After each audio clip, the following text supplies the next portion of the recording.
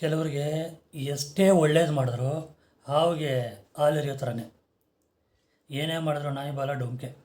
ಏನಕ್ಕೆ ಇದು ಹೇಳ್ತಾ ಇದ್ದೀನಿ ಅಂದರೆ, ನಮ್ಮ ಬಿಗ್ ಬಾಸ್ ಸೀಸನ್ 11 ಕನ್ನಡ ಇದ್ರ ಬಗ್ಗೆ ಮಾತಾಡ್ತಾ ಇದ್ದೀನಿ. Welcome to unleash Kannada.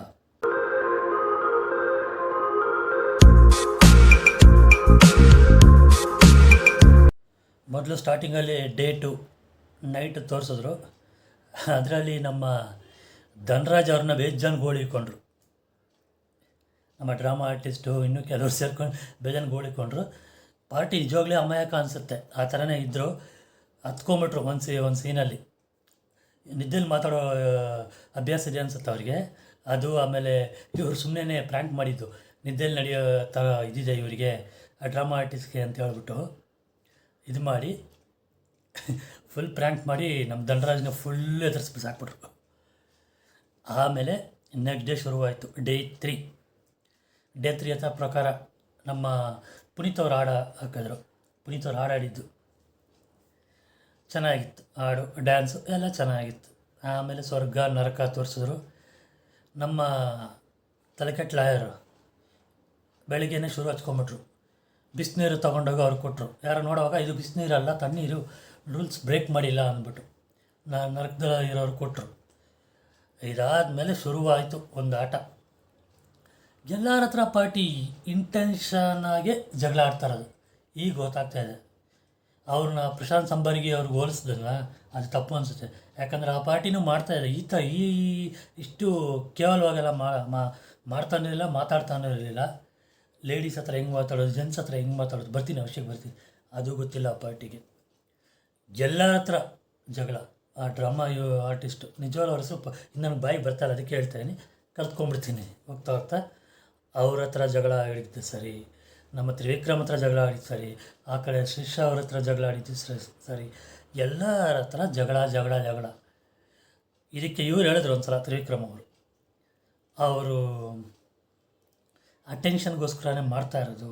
ನಮ್ಮ ಡ್ರಾಮಾ ಆರ್ಟಿಸ್ಟ್ ಅವ್ರು ಹೇಳಿದ್ರು, ಇವರು ಅಟೆನ್ಷನ್ಗೋಸ್ಕರನೇ ಮಾಡ್ತಾ ಇರೋದು.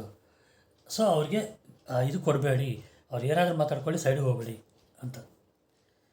ಸರಿ ಅಂತ ಒಂದು ಜಗಳ ಶುರುವಾಯಿತು ಇವ್ರ ಹತ್ರ, ನಮ್ಮ ಡ್ರಾಮಾ ಆರ್ಟಿಸ್ಟ್ ಹತ್ರ. ಏನು ಮಾತಾಡ್ತಾ ನೀವು ಇದು ನಾರ್ಮಲ್ ಆಗಿಲ್ಲ, ಅಬ್ನಾರ್ಮಲ್ ಆಗಿದ್ದೀರಾ, ನೈಟಲ್ಲಿ ಆ ಥರ ಎದುರಿಸ್ತೀರಾ, ಫೈನ್ ಜಗಳನೇ ಅದು ಆ್ಯಕ್ಚುಲಿ. ಆಮೇಲೆ ಸ್ವಲ್ಪ ಫ್ರ್ಯಾಂಕ್ ಅಂದ್ಬಿಟ್ರು. ಈ ಅಬ್ನಾರ್ಮಲ್ ಆಗಿದ್ದೀರಾ ಅದೆಲ್ಲ ಬೇಕಾಗಿರಲಿಲ್ಲ. ಇದು ನಾನು ಅಲ್ಲೂ ಚೆನ್ನಾಗಿರ್ತೀನಿ, ಇಲ್ಲೂ ಚೆನ್ನಾಗಿರ್ತೀನಿ, ಇದೇ ನನ್ನ ಆಟ, ಗೇಮು ಅಂತ ಹೇಳ್ಬಿಟ್ಟು ಆಡೋದು, ಇದೆಲ್ಲ ಓಕೆನಾ, ಇದೆಲ್ಲನೂ ಒಪ್ಕೋಬೋದು. ಬಟ್ ನನಗೆ ಇನ್ನೊಂದು ಈಗಲೂ ಅರ್ಥ ಆಗ್ತಾಯಿಲ್ಲ, ಈ ನರಕವಾಸಿಗಳಿಗೆ ಇನ್ನೂ ಅರ್ಥ ಆಗಿಲ್ವೇನೋ, ಇದು ಇನ್ನೂ ಟಾಸ್ಕ್ ಅಲ್ಲ. ಅವ್ರಿಗೆ ಬಂದು ಕೆಲಸ ಮಾಡಬೇಕು, ಕೆಲಸ ಮಾಡಿ ಕೊಡ್ಬೇಕಷ್ಟೆ.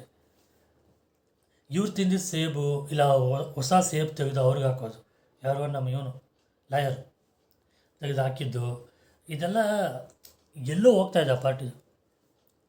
ಆಮೇಲೆ ಏನು ಟಾಸ್ಕು ಅವ್ರಿಗೆ, ಯಾರಿಗೆ, ಸ್ವರ್ಗದಲ್ಲಿರೋರಿಗೆ ಟಾಸ್ಕ್ ಕೊಟ್ಟರು. ಏನಂದರೆ, ಒಂದು ಇದರಲ್ಲಿ 2 ಕಡೆ ತಕ್ಕಡಿಯಲ್ಲಿ ದೊಡ್ಡ ಇದಿರ್ತಾರೆ, ಬಕೆಟ್ ಥರ. ಅದ್ರ ಮರಳು ಯಾರು ಇಷ್ಟ ಆಗಿಲ್ವೋ ಅವ್ರಿಗೆ ತುಂಬಿಸ್ಬೇಕು, ಅದು ಕೆಳಗೆ ಬಂದು ಕೂರಿದ್ರೆ ಅವ್ರು ಔಟ್. ಇಲ್ಲಿ ಶುರುವಾಯಿತು ಜಗಳ. ಇದಕ್ಕೆ ಉಸ್ತುವಾರಿ ಯಾರಂದರೆ ನಮ್ಮ ಇವರು, ಯಾರಪ್ಪ ಅದು ರೀಲ್ಸ್ ಮಾಡ್ತಾರಲ್ಲ, ಈಗಷ್ಟೇ ಹೇಳಿದ್ನಲ್ಲ ಅವರು, ಧನರಾಜ್ ಅವರು ಬಂದು ಇವರು ಎಲ್ಲರೂ ಟಾರ್ಗೆಟ್ ಮಾಡಿದ್ದು ಇವ್ರಿಗೆ, ಜಗದೀಶ್ಗೆ. ಯಾಕೆ ಆ ಪಾರ್ಟಿನ ಫಸ್ಟ್ ಕಳ್ಸೋಣ ಅಂದ್ಬಿಟ್ಟು.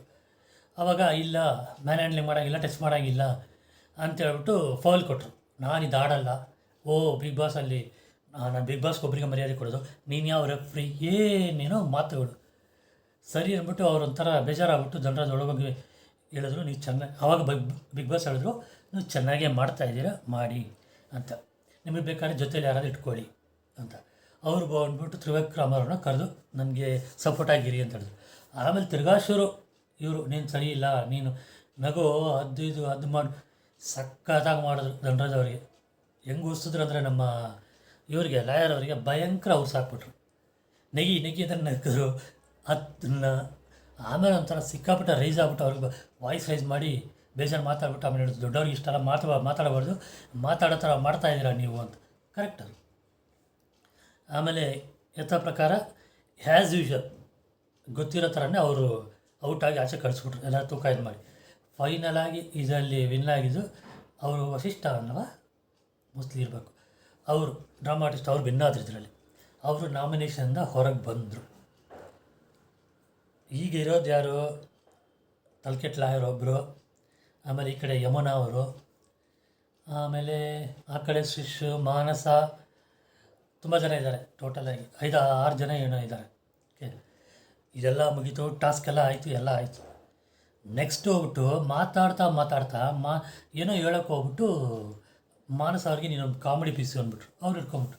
ಕಾಮಿಡಿ ಅಂದರೆ ಅಷ್ಟು ಈಸಿ ಅಲ್ಲ, ಏನು ಕಾಮಿಡಿ ಪೀಸು, ನೀನೇ ಮಾತಾಡೋದು ಅದು ಇದು ಅಂತ ಅವ್ರು ಬಾಯ್ಬಿಟ್ಟು ಹೋಗಲ್ಲ ಅಂದ್ಬಿಟ್ರು. ಇವ್ರು ಹಿಡ್ಕೊಂಬಿಟ್ರು, ಹೋಗಿಯಲ್ಲೇ ಅದು ಇದು ಏನೇನೋ ಬಾಯಿಗೆ ಬಂದಿದ್ದ ಥರ ಮಾತಾಡ್ತಾವ್ರೆ. ಇವ್ರು ಏನು ತಿಳ್ಕೊಂಬಿಟ್ಟವ್ರೆ, ಲಾಯರ್ ಇದು ಹೊರಗಡೆ ಬಂದರೆ ನನ್ನ ಮೇಲೆ ಭಯ ಇರುತ್ತೆ ಒಳಗಡೆ ಅಂತ. ಆ ಸೀನೆಲ್ಲ ಇಲ್ಲ ಅನ್ಸುತ್ತೆ, ಈಗಲೇ ಗೊತ್ತಾಯಿತು. ಅದಕ್ಕೆ ಎಲ್ಲರೂ ಬಂದು ಅದೇನಕ್ಕೆ ಹೋಗಲೇ ಅಂತೀರ, ಈ ಮಾತು ಕರೆಕ್ಟಾಗಿ ಮಾತಾಡಿ. ಅವ್ರು ಹೋಗಲ್ಲ ಅನ್ನೋ ತಪ್ಪು. ಅದಕ್ಕೆ ಇವ್ರು ಎಷ್ಟು ಸಲ ಹೋಗೇಲೆ ಅಂತ ಅವ್ರ ಮನಸ್ಸವ್ರು ಹತ್ಕೊಂಬಿಟ್ರು.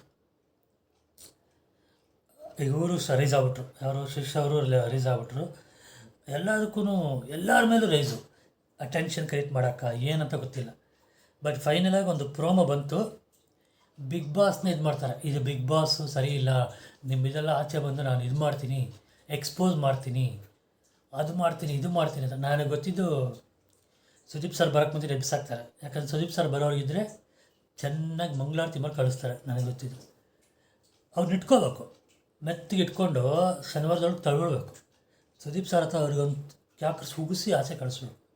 ಅವ್ರ ಪಕ್ಕ ಹೋಗೋದಂತೂ ಗ್ಯಾರಂಟಿ ಅಂತ ನನಗೆ ಅನಿಸ್ತಾ ಇದೆ. ನಿಮ್ಗೆ ಅನಿಸಿಕೆ ಇದ್ರ ಬಗ್ಗೆ ಏನು ಹೋಗ್ತಾರಾ ಇಲ್ವೋ ಅದು ನನಗೆ ಹೇಳಿ.